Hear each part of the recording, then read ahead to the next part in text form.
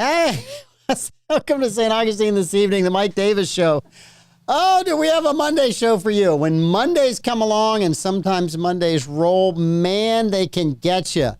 Today's one of them. But we are going to fight through this because that's what we do. We persevere here, we adapt and overcome.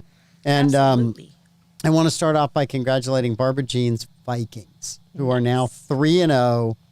And Sam Darnold looks like an amazing QB when he's not doing unamazing things. But he was really good the other day. So, Barbara Jean, congratulations. That's a story I don't know. He sometimes does stuff that's like the coach is like, stop, just take the sack. He had one play that they called an incomplete pass because otherwise it was a fumble that he threw to somebody. So it was just kind of, he can, at times, he does like really good things when he plays within himself, but every once in a while he tries to do like Brett Favre stuff and Tom Brady rolled together, and then it's bad. But yeah, so it was a very interesting football weekend. If you were a Gator or Knoll, you're both very happy this weekend. I don't know how many more weekends you'll both be very happy on Sunday. If you're a Tiger, you're happy? Who? What? Clemson Tigers won. You guys should be charged with assault. Oh, shut it. For what you did to Bobby's team. The only reason it's a minor assault is because somebody went in and scored 70 points on UNC. And I can't remember who it was. It was some team you're like, what? James Madison. James Madison University scored 70 points. Dude. I think they had 48 at half, and UNC managed to get to 50, but they forgot to hold James Madison to no points in the second half. So, yeah, so that was... Oy vey. Yes, you never, ever know. You know where that game was played? What's that? You know where that game was played? At Chapel Hill. Lifetime Channel. Oh, was it?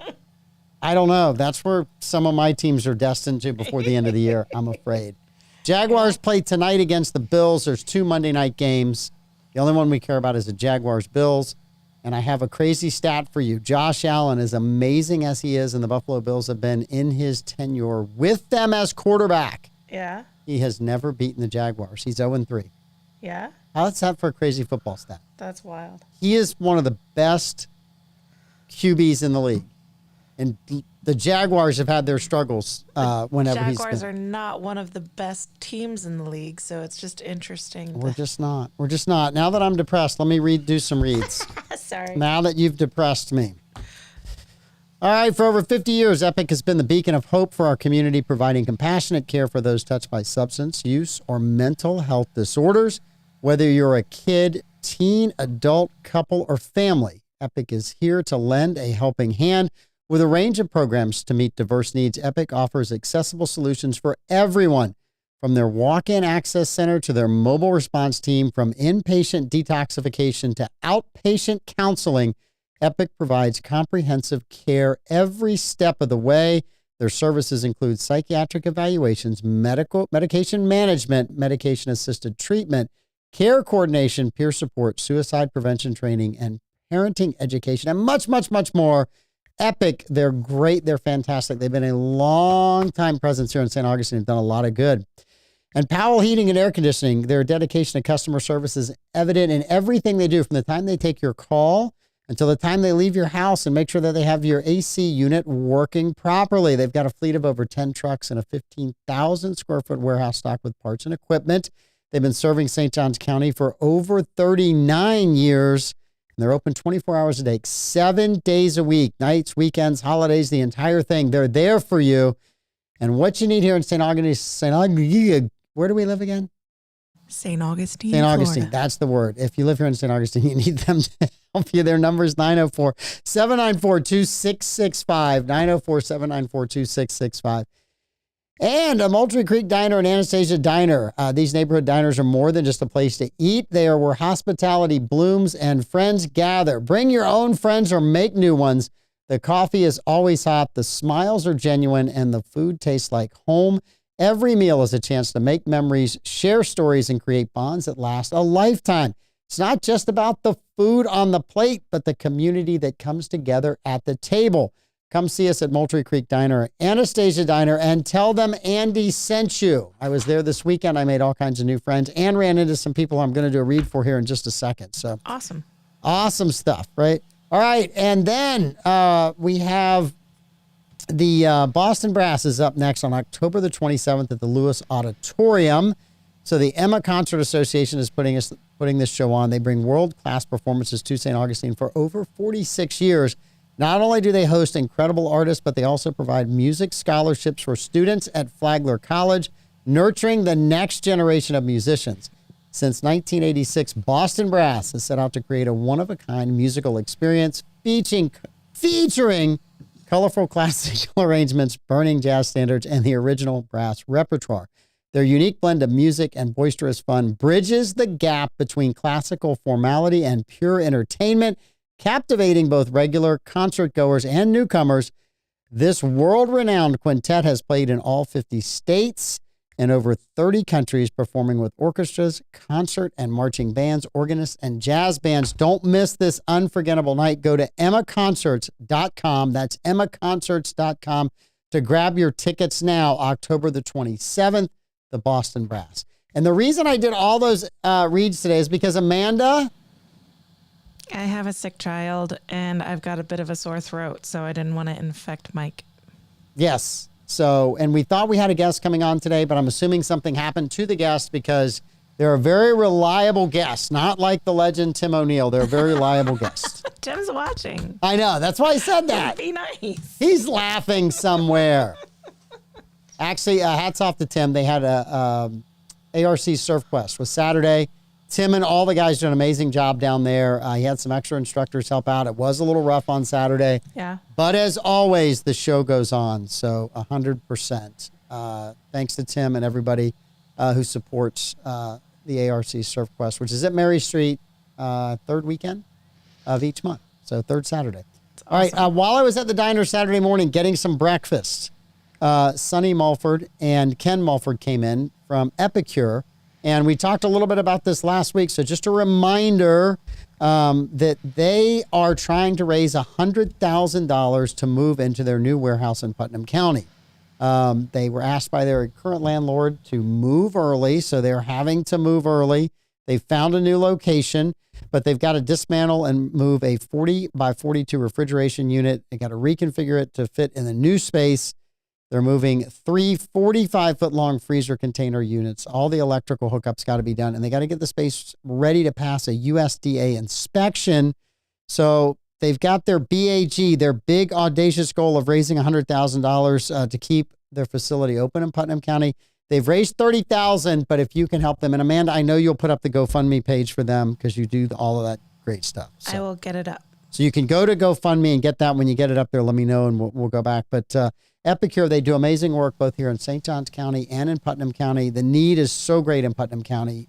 So you can help out in any way. Go to the GoFundMe page. If you know somebody else who might be willing to help, please let them know.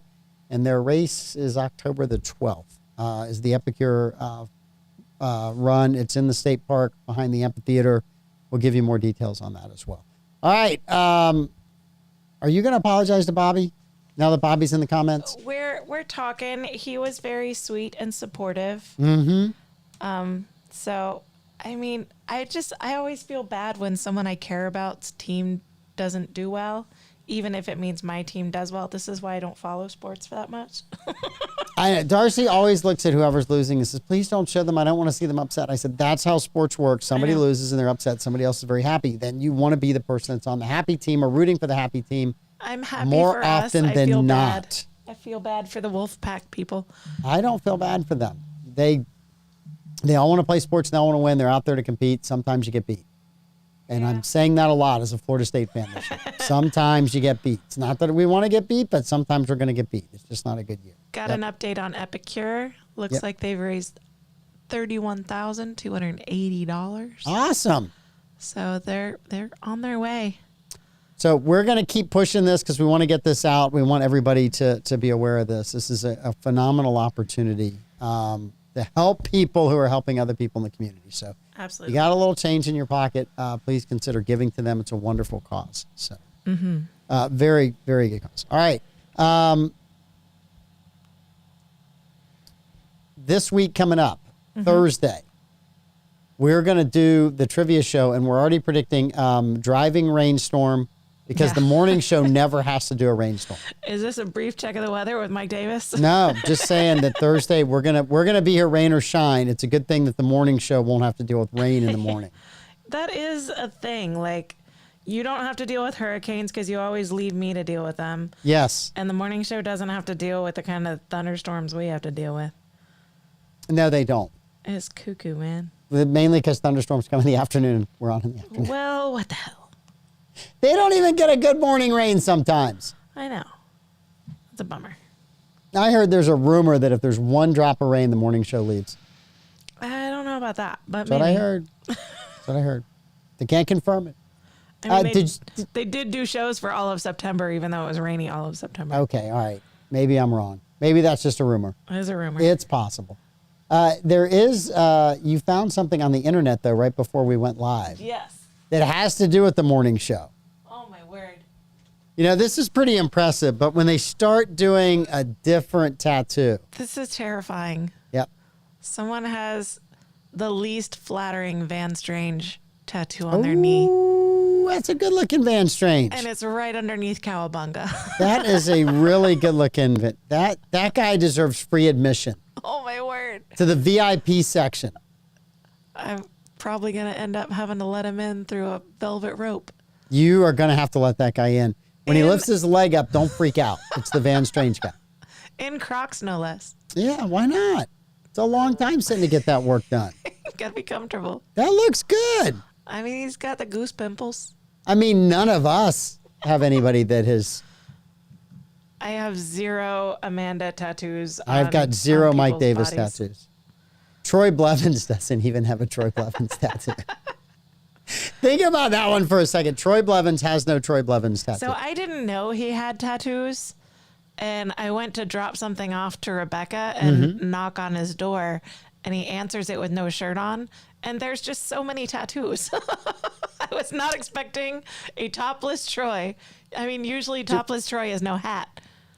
yes, no topless hat Troy is usually no and hat, no not no shirt. shirt. So many tattoos. Yes. And then I handed him a bag of clothes for Maeve. And he's like, great, this will fit in our one closet. And I'm like, okay, well, bye. He can build an extra closet anytime he wants to. Yeah.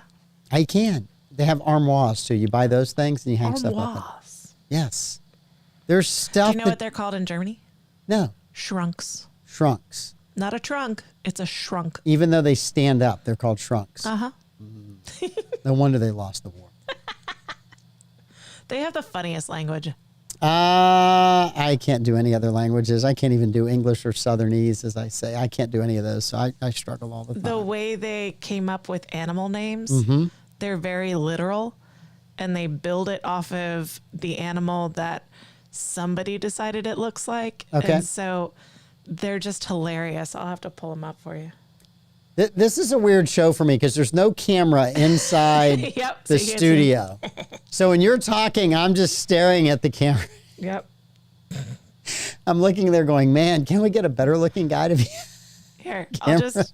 I'll just go to that seat when I'm talking. There you go, guys. I'm here. It's just so funny. I'm looking out there going, man, who scheduled this show? We need a better looking host. Sorry, guys. No, it should be really interesting to see if anybody will put a Troy Blevins tattoo on. Yeah. I can see people doing a Davy bicycle. Like they got through a spin class. Yeah, I could totally see that. Especially the picture. Did you see his law enforcement class picture? I want you to know that Davy was so excited to do that class and to have Oh, all yeah. those law enforcement professionals in the class with him. And I talked to him afterwards, and he was just over the moon. He was so happy. Oh, he It was so awesome. happy. And in that picture, he looks so butch, so masculine, surrounded by all these cops. Mm-hmm. It was a great picture. Yeah, no, Davey was really, really looking forward to that class, and so I'm glad that he was that it went so well for him. I'm glad that the police officers went in and got a good bike ride. Yeah. Yes, He put them through it, man. They were sweating. I did almost watch a police car get taken out today. Oh, no. It was I was at a light. If you come over the San Sebastian River. Mm-hmm. And you're going west on State Road 16, there's 2 lanes, and then there's a turn lane to the left that would let you turn into where the FP&L substation is, right? Mm-hmm. So we're all sitting at the red light, and as the red light goes green, I mean, the second it goes green, you can kind of hear sirens, but this police officer was moving so fast. Yeah. I don't mean like I don't mean like 40 miles an hour. I mean like close to 60 or 70 miles an hour. Mm-hmm. You couldn't hear the siren. He was on you before. So I watched the car in front that had no idea he was coming start to move forward. Yeah. As the police officer passed everybody in the left-hand turn lane, right? And then veered back into traffic. He had his lights on, he had his sirens on. He was just moving so fast, no one knew what was going on. And again, you couldn't really hear the siren until he was almost past you. He was moving pretty quick. That is fast. I thought I was going to watch this guy get T-boned and just or get, kind of tapped on the tail and just run. But he did a good job. He managed to get through the intersection okay. No one was injured, but I was like, it's not going to be good. All right, so do you want funny German animals? I would love funny German animals to make up for the other non-content we have. So I'm going to give you the English translation because there's zero chance I'm going to pronounce them correctly. Okay. So I'll give you the English translation. If you start with elephant as an English translation, I'm not going to be happy. And you try and guess what animal it is. Okay. All right. So we'll start with a relatively easy one. Naked snail. What is a naked snail? What is a naked snail? So I can say this one in German roughly. It's Nacktschnecken. I would say snake. It's a slug. A slug. Okay. All right. All right. So fluttermouse. A fluttermouse. A fluttermouse. Man, I'm trying to think of something that flutters that's a mouse. A butterfly. A bat. A bat. A shield toad. I should be thinking of these. A shield toad. A shield toad. And it's literal, right? Because the so flutter. literal, yeah. It's so a shield toad. Man. That's schildkröte. A what? Schildkröte. A schildkröte. I have no idea. Tortoise. I'm not buying that one because tortoises are much better looking than toads. You'll definitely get this one. Stink animal. Skunk. Yes. And you can get this one too. Lazy animal. Troy. Try again. A lazy animal. Sloth. Yes. I said Troy. See? I said that the first time. But they're just so funny. Like trampling animal, that's a camel. Beak animal is platypus. Mumbling animal is a groundhog.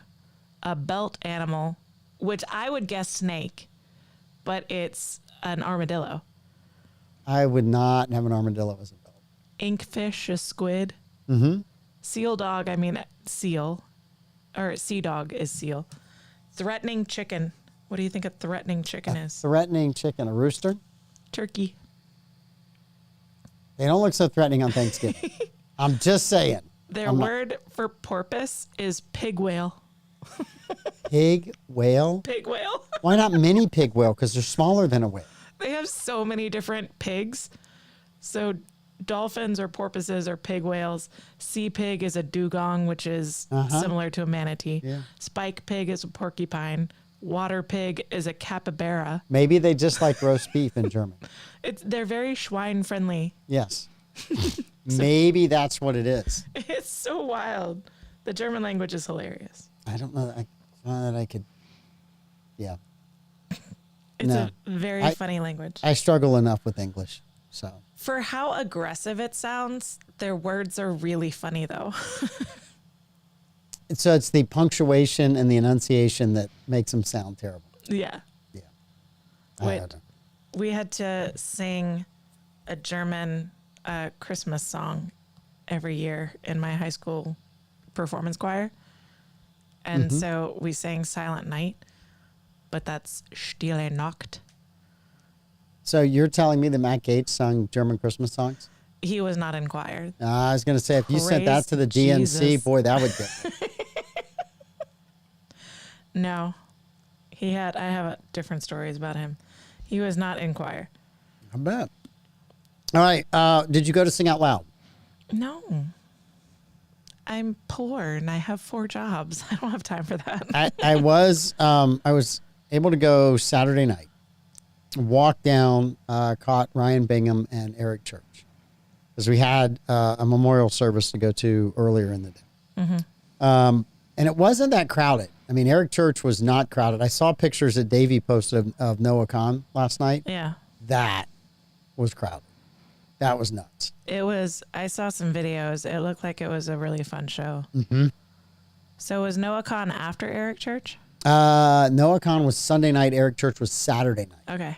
So Saturday night didn't sell as many tickets. And I'm a huge Eric Church fan. And I thought I thought the concert was good from a sound quality standpoint and all that kind of stuff. He did not play as many of his country favorites. He played a lot more of his kind of jazzy, eclectic songs that he has. Okay. Which is fine. I mean, that's, he's the artist. Do what you want to do, right? Yeah. And it is interesting because that was like a short version of an Eric Church concert, because he usually plays for 3+ hours. And so when you get 90 minutes, you're just kind of getting the warm up. Yeah. So, but I thought it was really good. I thought it was well done. I thought the venue went well. I was surprised Friday night. I left the office and went through the downtown. I was like, I'm just going to try it just to see what it's like. There was no traffic Friday night. Now, Saturday night and Sunday night, it was a little busier. And the venues, all of the Alligator Farm and place like that were packed this weekend, which I thought was great, because hopefully, this coming weekend we can, as residents, all go. Yeah. Right. Yeah. Well, it's not, you don't mind doing this stuff as long as there's weekends to go. Yeah. You need some breathing room. You just need to be able to go, okay, that was fun. That was great. But now I want to be able to just relax a little. I stay late after church and use the computer to do some lesson planning in the tech room, since I produce those live streams as well.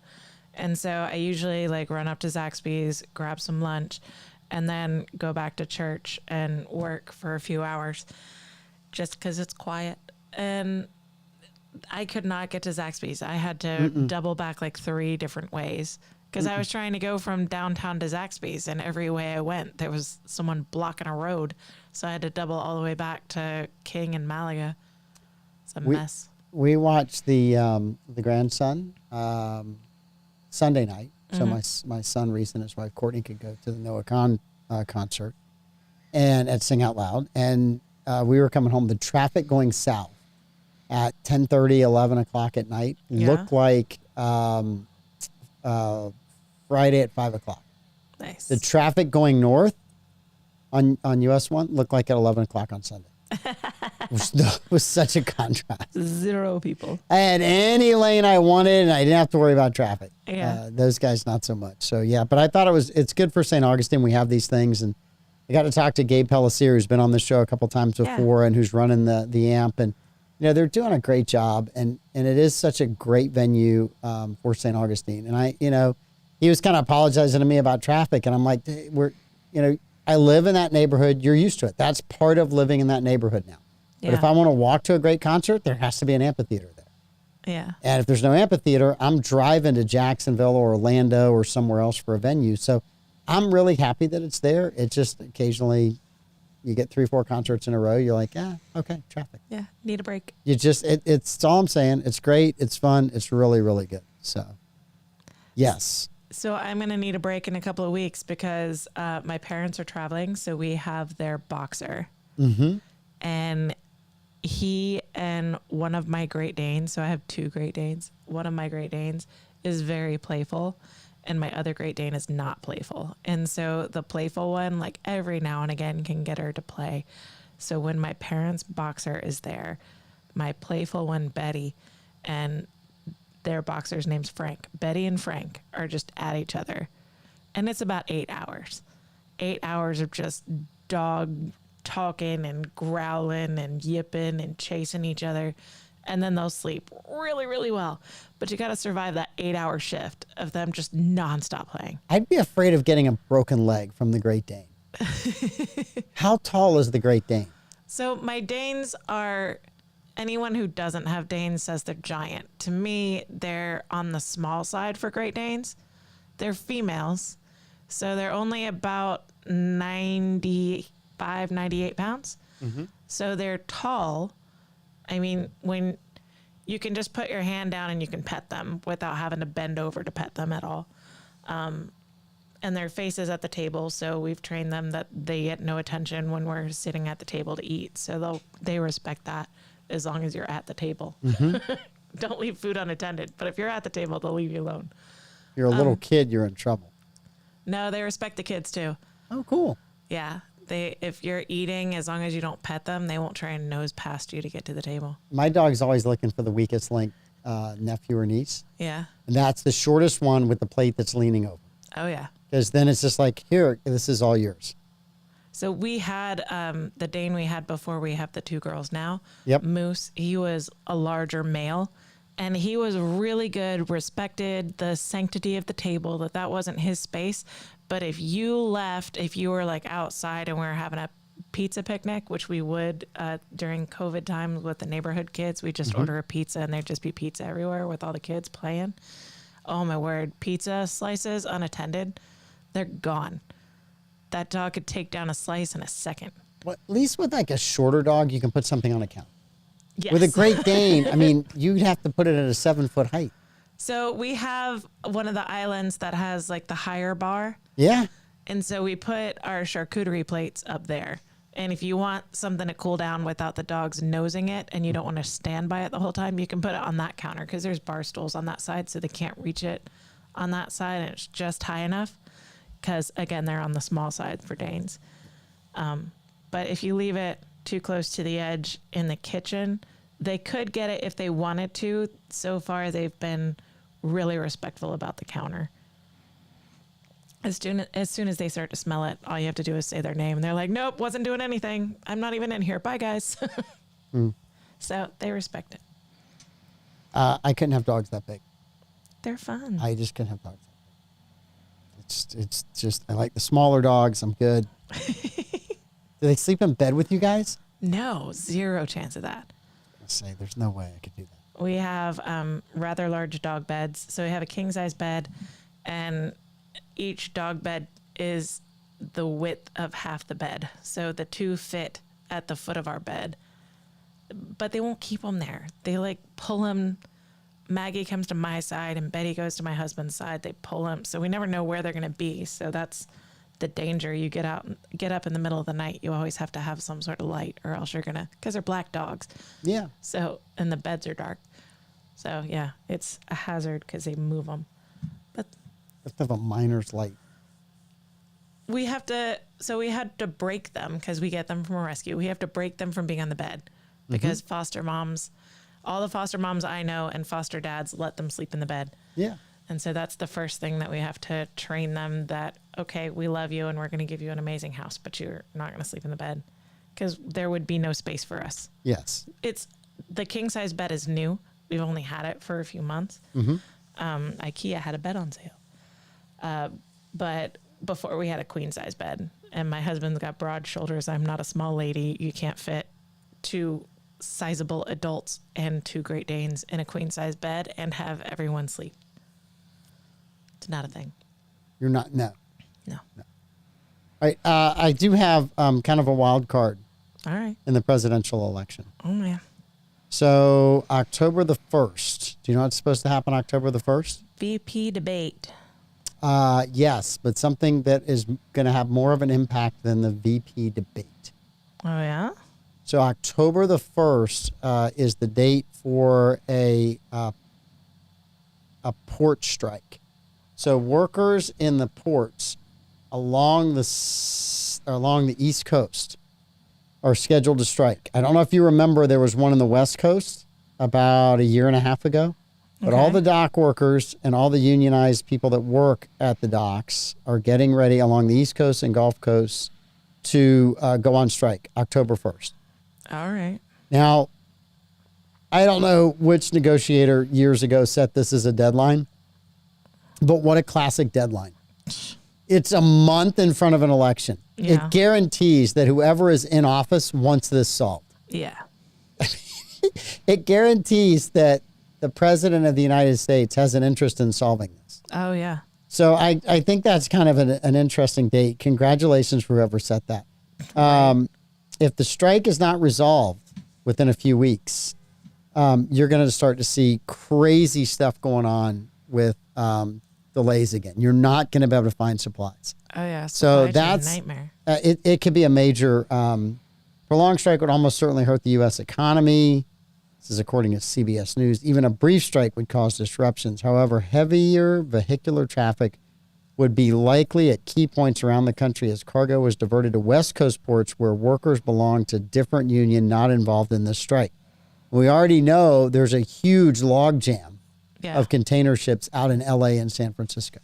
Have they even cleaned that, cleared it up from the last time? Don't there know was that a they've strike? cleaned it up so much as probably moved ships to other ports that can handle it. Good gracious. Yes. Well, they So- got to get it sorted out before October 8th because Amazon Prime Days are coming up on the 9th. Yes. 100%.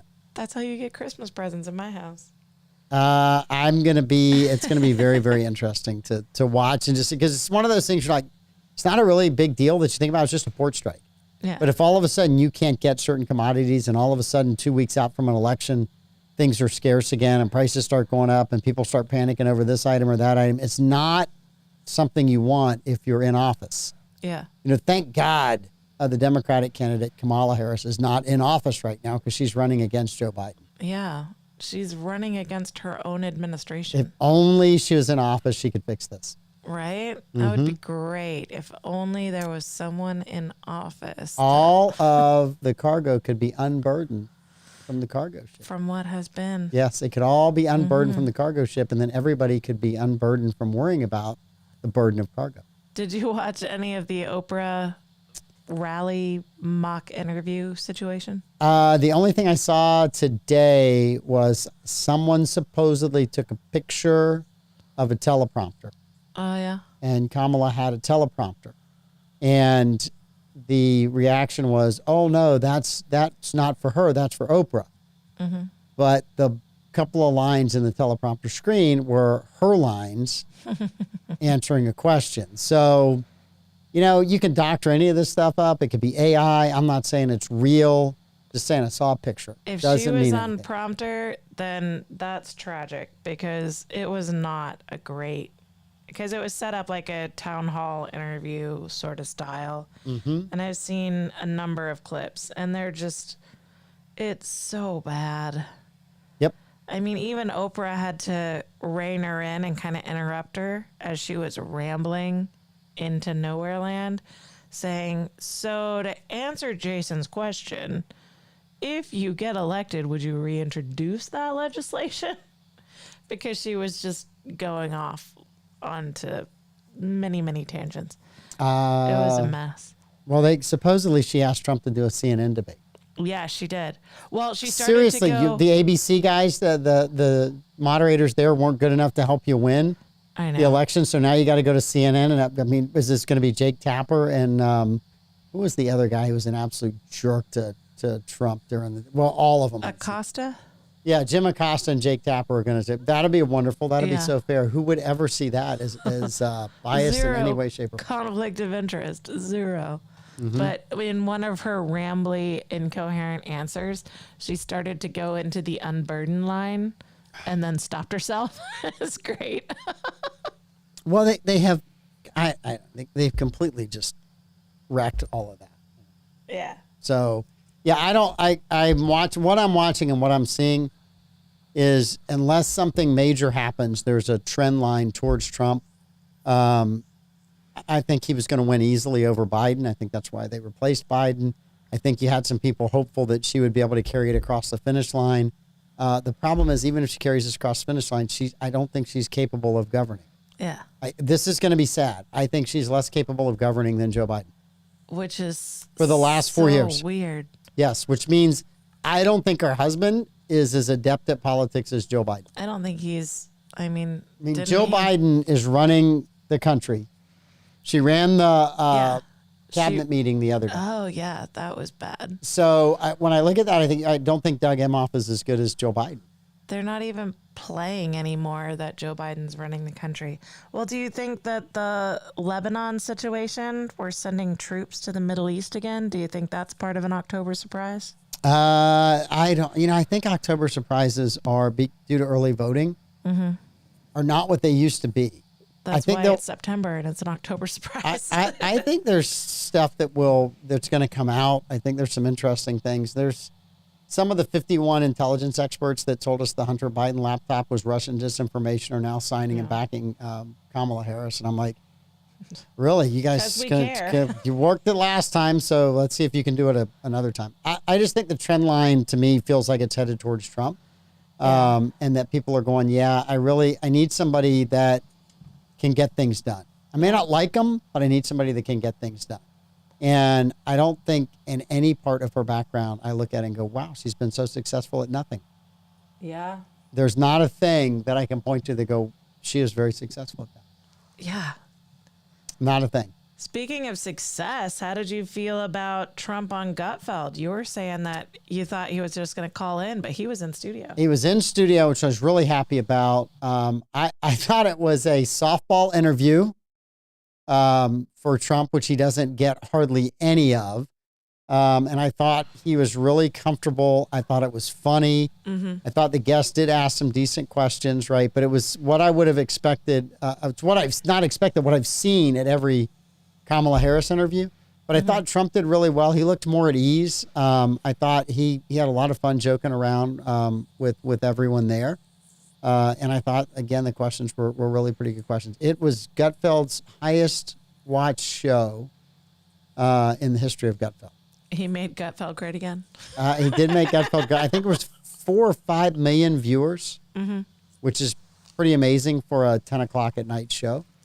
So I thought that was great. I thought Trump, brought the ratings with it. The people were really excited to see him. And again, I think, some of the questions Gutfeld asked they were interesting. It wasn't anything that was real hardball questions. Yeah.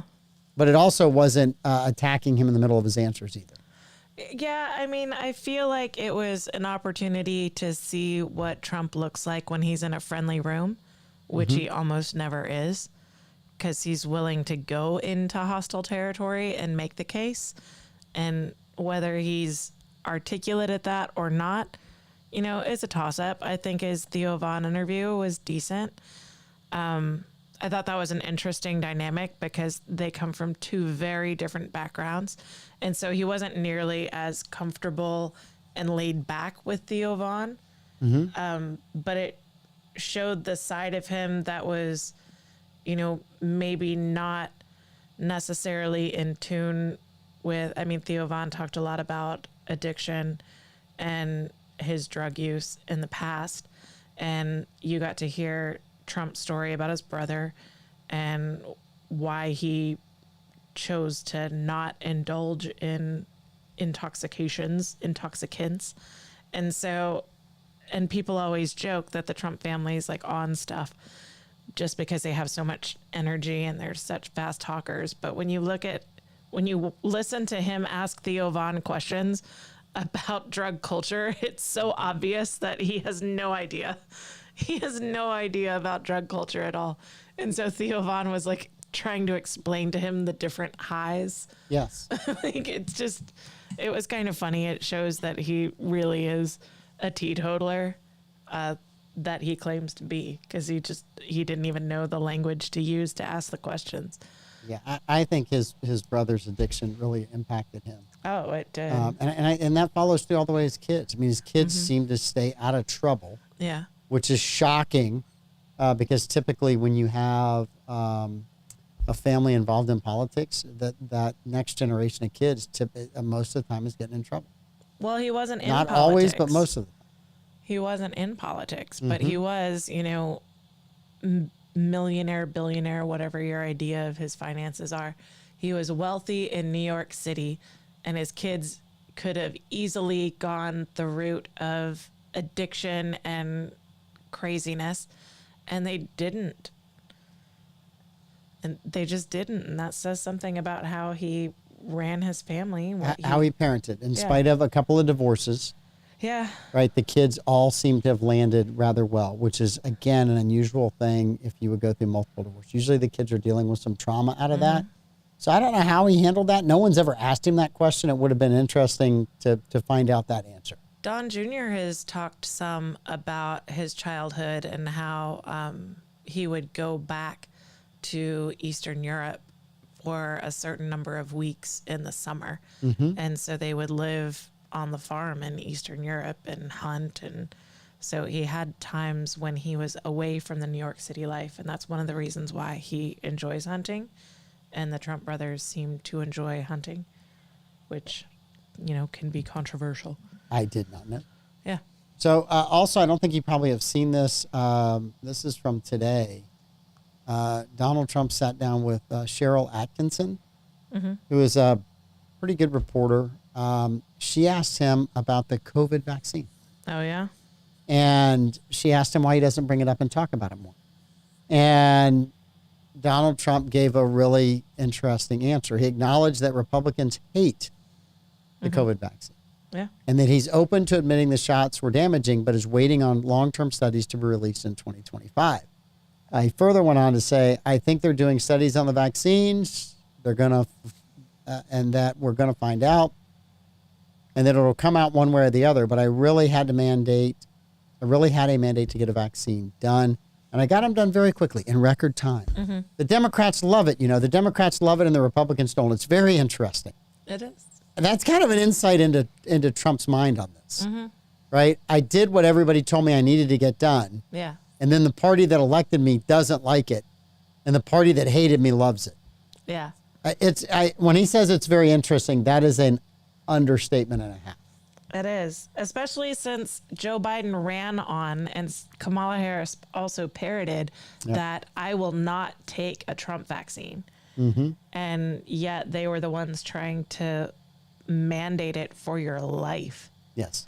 Did you see the scientist in New York that was the architect of the New York lockdowns was busted in a hidden camera sting operation? Yes. I think we may or may not have. I don't know if we touched on this the other day. We probably didn't have time on Thursday. Dude. And we might have touched on it with Levi on Wednesday. But it was apparently a very attractive woman that was hitting on this guy or having drinks with this guy or sitting next to him. It's called the honey pot. Yeah. I mean, look, I'm forever amazed at average guys that someone walks up to them and is like stunningly attractive, and all of a sudden they would just open their soul. Dude. Well, the thing is, he's married. Yes. So he's married and he's going out and trying to impress this chick on a date. Yep. And he's like, well, my wife and I have an open marriage, so let me spill all of my guts. Doesn't every cheater say that? Oh, my wife and I have. Of course. Or the other line, we're getting a divorce. We're getting it. Yeah, those are the two. Right? Were you warned about those as a girl? I mean, that's sort of the joke in every show where the best friend is sleeping with the married man, is that, you know, they're... I always heard not the open marriage one. That one's new, I think, or newer. I always heard we're getting a divorce. We're just pretending for the kids. We're pretending for the kids right now. Yep. It's not a good time at the moment, but we're basically divorced. And it's like, yeah, so get a divorce. I've seen these in movies for forever. Oh, yeah. So, somebody that comes to me and says, hey, I'm seeing so-and-so. Are they married? Well, yeah, but it's over. I'm like, it ain't over till it's over, baby. It ain't over. If you're not listening to Eric Church, it's over when it's over. But it's also, so the common line you hear today when people try and justify it is you lose them the way you found them. So if you found them because their relationship was over, it just wasn't official yet, and you started that relationship early, that's the way you're going to lose them. They're going to find somebody else that they like better, and they're going to give the same line. It's over. We're just staying together for appearances until this, that, or the other happens, and then we'll make it official. So we're basically divorced at this point. So it's fine. You find them, you lose them the way you found them. Or you can simplify that in guy speak. It was just someone saying, next. So I wanted to shorten that and condense that down for the guys listening today. Well, women say, how many more words do women say a day compared to men? A lot. We've done like 20 times the number of words, isn't it? Yes. It is. You guys get lost on the information superhighway. We are banging rocks together and making smoke signals. We're perfectly happy with that. Well, you know. Yeah, those kind of things always kind of shock me when that still happens to this day. You're like, there's so many stories out there, but anyway, the guy couldn't help but blabbing. Yes. And he blabbed about all kinds of sex parties that he and his wife were doing, which would lead you to say maybe that open relationship was a real thing. Yeah. And if anyone had found out, that's where you would wish you had like Geraldo Rivera's, a young Geraldo that would have done an investigative journalism gig, right? Instead of going into Al Capone's vault, he could have gone into this guy's hotel room. The ratings would have been stellar during He would have COVID. caught something. Yes. Oh, my word. So the guy that runs the organization that did the sting operation on him, the dude confronted him. And what's hilarious is the way they did it. So I watched that video. And so he goes up and he says hi to the woman and like, oh, haven't seen you guys forever. And she introduces him as someone in media and they're just friends. I can't believe you're in town, blah, blah, blah. So it invites them to the table and then she has to catch a phone call and she nopes out of there. So then it's just these two guys, like the date's friend and the date's date are now trying to make small talk. And the guy like totally believes that he's, a friendly, even though he's in media. And he's just going on preaching about, restrictions and the vaccine and how amazing it was. And he's sort of like leading him down the path of the COVID stuff. Yeah. And working to get him there. And the guy's like totally justifying all this stuff, even though he's like, well, didn't that not work out? Like, wasn't the data not great to justify what you guys did? And he's just justifying it left, right, and center. And he's like, yeah, but I mean, you say that, but then you were at sex parties during COVID. And the guy doesn't even notice what he said. He has to say it like 3 or 4 times to get his attention enough. And then he's like, wait, what did you say? So funny. But he stayed there. I mean, he stayed there and had a conversation with him even after he realized what it was. And he tried to justify it for a little bit. And so, I mean, I don't even know. You got Air Force jokes coming at you from Bobby right now. Of course I do. What happens at Eglin? Yes, I grew up around Eglin and Hurlburt and Tyndall. What other movie? Barbara Jean wants to know what other movie we're supposed to watch tonight. So Top Gun and What Dreams May Come. What Dreams May Come, starring Robin Williams. Robin Williams. It is not a comedy. It's a dramatic role. It is a dramatic role. I mean, it's not...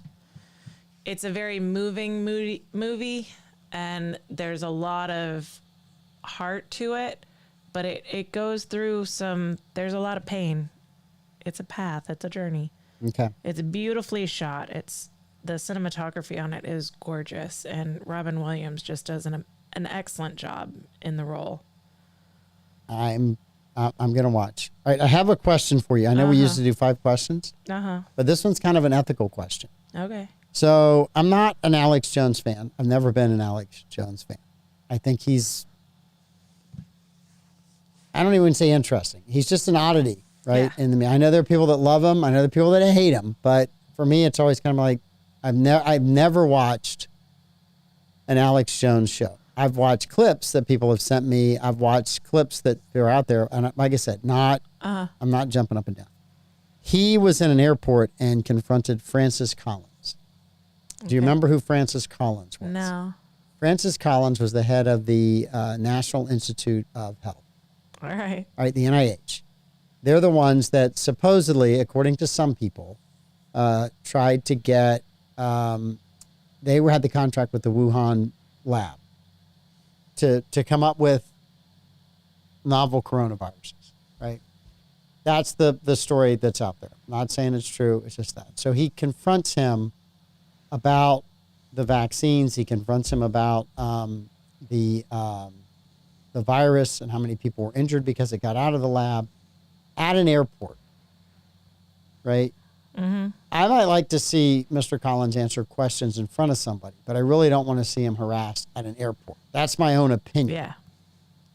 And when I saw that, I was like, when you do this kind of stuff, you just firmly cement that people think you're a jackass. Yeah. So that was my kind of comment.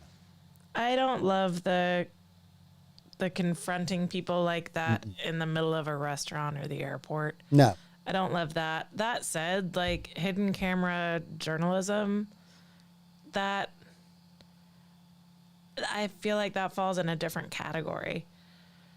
But I mean, what are you going to do if you can't encounter, if you have these unelected bureaucrats who never have to answer a question ever, and yet they can completely control our lives with the push of a send button on an email?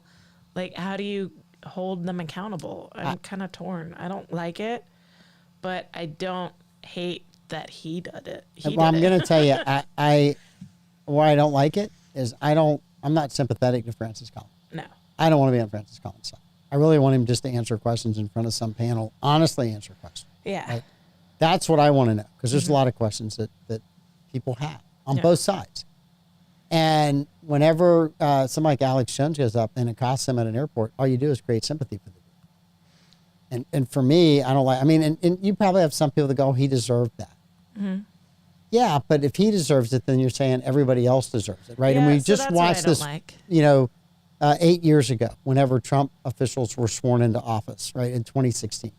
And they would try to go to dinner or to Hamilton, and people were yelling and screaming at them.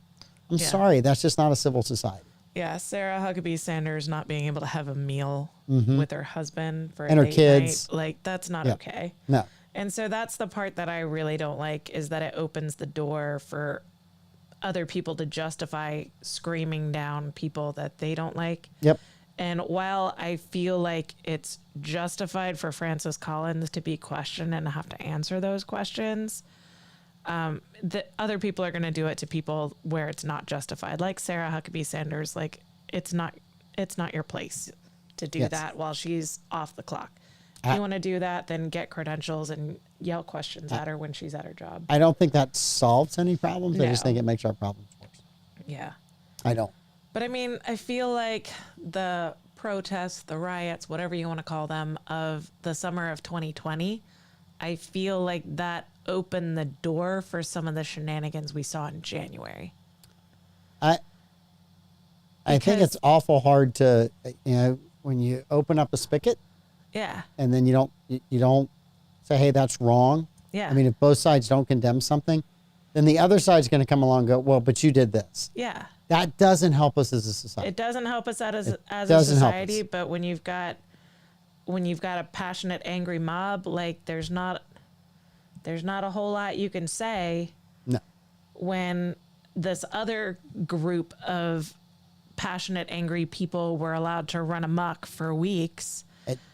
But that's where when you judge things based on what you want your side to be winning, or your side to make a point, and you ignore, well, if this happened the other way, how would I feel about that? Yeah. That to me is losing touch with that civil society. Yeah, and that's where we're supposed to be a country of laws, and there's supposed to be equal justice regardless of your opinions or your power or your wealth. And we've gotten so far away from that I mean, I mentioned something to a leftist. A leftist told me that he was terrified of what would happen in the country if Kamala Harris wins, that he feels like the country's going to burn. And I said, I feel like there's going to be protests and potential violence regardless of who wins. And he's like, yeah, but the Republicans are the ones that are violent. And I was like, really? Because with the riots in 2020, someone saw a dude in a MAGA hat and just shot him straight through the head. Like, how can you say that one side holds the keys or the car or is the uniquely violent side? It's just wild. I go back to, all of a sudden your side says, well, the ends justify the means. Well, then we're all in a whole lot more precarious place.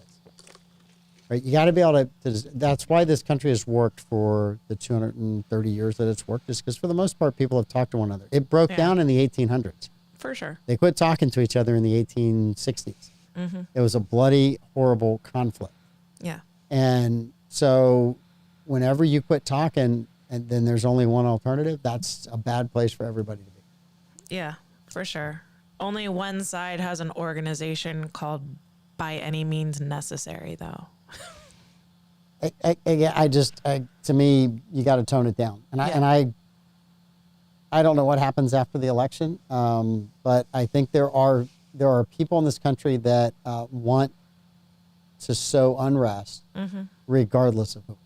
Oh, absolutely. Because the point is the unrest. The point is just to make our society more fragile and more shaky. It's not to bring us together. Well, there's us. It's not a huge group of people, but there's a group of people that don't like the government that we have and the economic system that we have, and they feel like the only way to move towards something that they believe is better is to tear it down. And those are the By Any Means Necessary people. They corrupt from the start, so it's got to be torn down and rebuilt in the image that we've decided is less corrupt, despite all evidence. So it's a scary time. Yep. Like, I agree. All right. You have been stuck in the studio because you have not been feeling well today. Yes. I hope that you feel better tomorrow. Thank you. We have all kinds of guests tomorrow. Davey will be here. I was originally not going to be here, but due to the pending potential tropical system that we're going to deal with on Thursday, my Tuesday night got canceled. Yes. So I will be here. I'm going to go home and watch, what's the name of the movie again? What Dreams May Come. What Dreams May Come with Robin Williams. I have seen Top Gun enough times that I'm good to go. So you're pulling a Trump and you don't need to prepare for that one. I'll do trivia on it tomorrow if you want. Okay. Let's go. All right. I am not afraid of Top Gun stuff. So All right. I got this. So I figured out a lot of Top Gun stuff over the years. I've only been watching it since 1986. So. Yeah. All right. 38 years. So we have a great set of guests for the first half of the show, and then we're going to try and do the impossible and talk about 2 movies in 30 minutes and pick our next movie. We're going to do this. We got right. this. You're so lucky because I was going to stage a coup with Davey tomorrow without you being here. Yes. And have a fake Wheel of Destiny that only has Troop Beverly Hills on it. You can do that anyway. I'm going to veto it. So you might as well just bring it and do it. Let me veto it and feel good about it. You're not there to veto it. I'm actually going to get both of you extra credit homework that you have to watch Troop Beverly Hills and bring me Mike Davis's review. Oh, okay. So you watch it and then you got to bring me Mike Davis's review. And then I'm going to give you Mike Davis's review without ever having watched it. I feel like you're a Shelley Long guy. I'm not. I'm really mad at her for not getting together with Sam on Cheers. Oh, yeah, she left. She left. I'm just, ever since then, no Shelley Long. Well, you would have been had she made the right choice with Sam. She was just an absolute pain in the rear end. What Sam saw in her, I don't know. But I love Sam, so I was just pulling for them. If only they had met on the Hallmark Channel instead of NBC. They would have had a shot. I'm just saying. At least they didn't meet on Lifetime. No. That Lifetime, that was, what was Carla and her husband? They met on Lifetime. Yeah, Nick. for sure. Carla and Nick, right? They met on Lifetime. There, I've solved it for you. We've diagnosed all See of how Cheers' easy that was? Yeah. Yes. Oh, that's funny. Kirstie Alley, where did they meet then? Where did Kirstie meet? Give me. Oh my She's God. quirky. It's got to be CW. No, she came from C-SPAN. She was quirky and boring, and bossy. C-SPAN. Oh, Kirstie Alley. Where did Norm meet? Where do we get Norm from? Oh, Norm. The Game Show Network. Food Network. Yeah, I'm thinking of who was the Postal Service worker? Cliff. Cliff of was Clavin. the Game Show Network. Yes, he came from the Game Show Network, 100%. Yeah. And he was reigning champion on Jeopardy. For sure. In his mind. So Norm, Food Network? Food Network, yep. Not the Golf Channel? No, Food Network. All right. John Daly's got to be John Daly. You can't sum with Norm. Yeah. What about Woody Harrelson's character? He's the Hunting Channel. You think he's the Hunting Channel? He was the country boy. I know, but I ESPN or the Hunting Channel? kind of feel like he was the guy that's always getting chased in cops. No, because he was the goody two-shoes. I know, but they were always finding people like, what were you doing? I don't know what I was doing. I don't know why. I feel like He was a Bob Vila fan. I don't know, man. I'm trying to think what channel Woody would have come from. We might have to ask Davey tomorrow. Because we are definitely about out of time. Yeah, we are. I don't know where he would have. Trying to think of a channel that it wasn't the Science Channel, I can tell you that. It was not. No, that just kind of baffles you. Like, where did that? Nickelodeon. Oh, yeah. He's definitely He probably came from Nickelodeon.